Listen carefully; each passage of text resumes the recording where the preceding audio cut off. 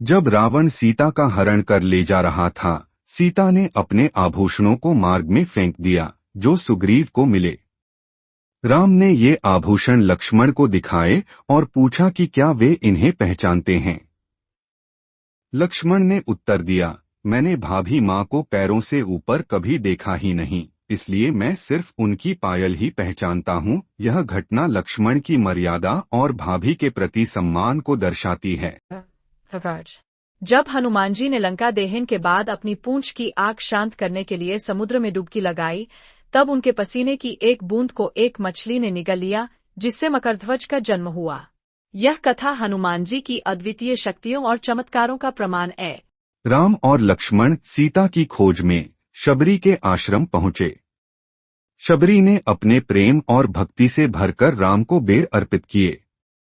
वह प्रत्येक बेर को चखकर देखती कि वे मीठे हैं या नहीं, ताकि राम को केवल मीठे बेर ही प्रदान कर सके। लक्ष्मण को यह देखकर आश्चर्य हुआ, लेकिन राम ने शबरी की भक्ति की सराहना की और प्रेमपूर्वक वे बेर स्वीकार किए। यह प्रसंग भक्ति की सच्ची भावना को दर्शाता है।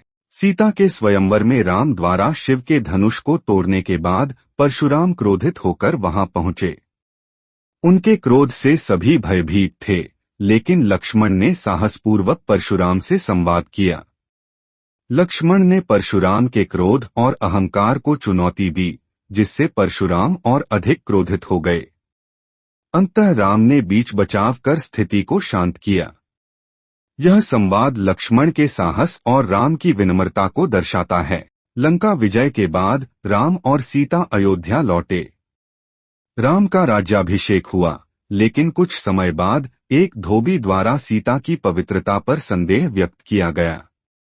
समाज की बातों को ध्यान में रखते हुए राम ने सीता को वनवास दे दिया, जबकि वह गर्भवती थीं।